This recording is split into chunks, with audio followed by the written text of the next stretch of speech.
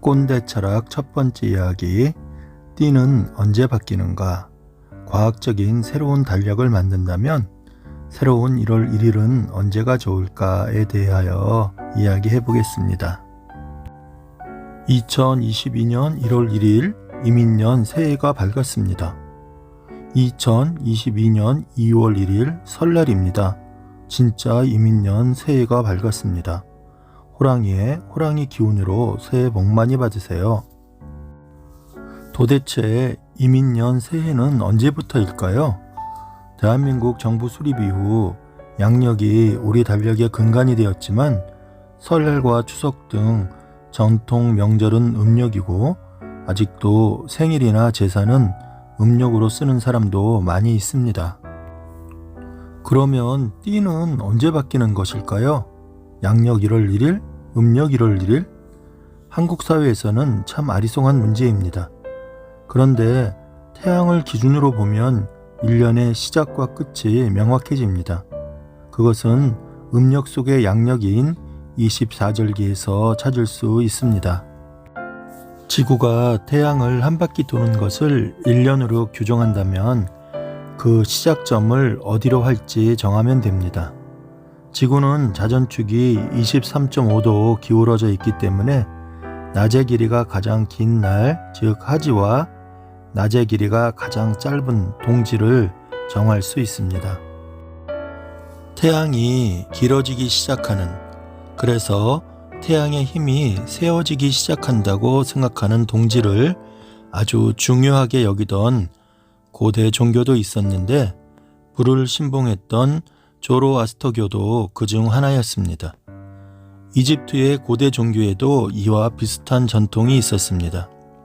그래서 이 시기에 태양절 축제를 지내게 되었는데 예수님의 생일인 크리스마스를 동지 근처인 12월 25일로 정한 것도 세상의 빛으로 오신 예수님을 태양으로 생각하는 그리스도교의 신앙과 당시 로마를 비롯한 유럽과 북아프리카 사회의 민속 신앙인 태양절 축제를 믹스한 결과라 할 수 있습니다.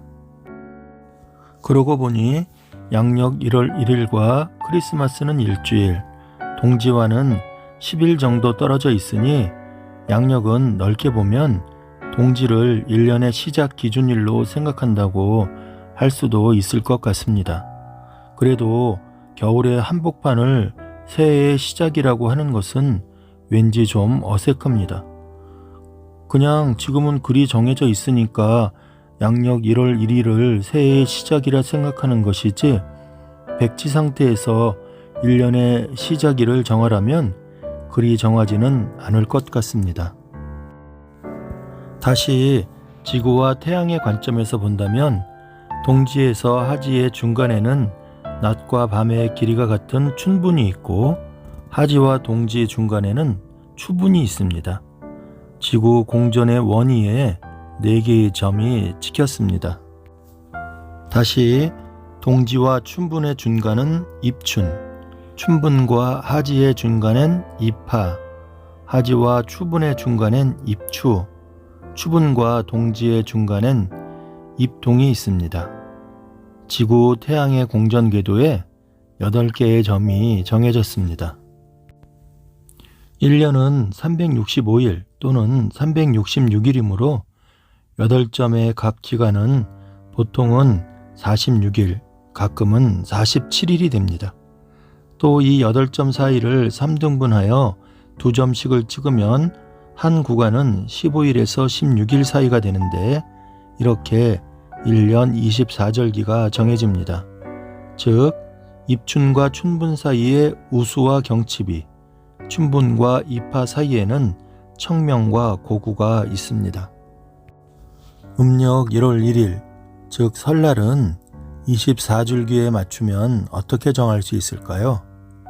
입춘을 기준으로 앞뒤로 보름씩 한 달 중에 원력 첫 번째 날이 설날이 됩니다.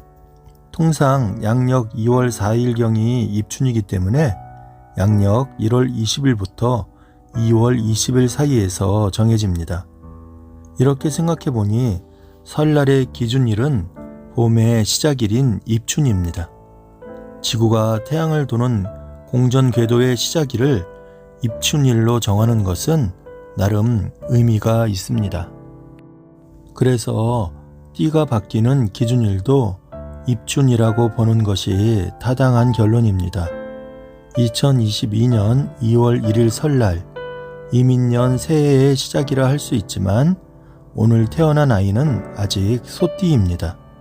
3일 뒤인 2월 4일 입춘이 되어야 비로소 호랑이띠가 시작되는 것이지요.